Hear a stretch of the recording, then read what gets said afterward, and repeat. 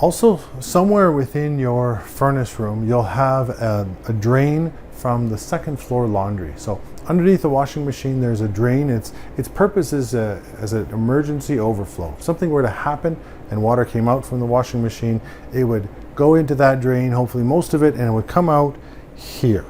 So you notice that it's not connected to the plumbing system. It just empties onto the floor.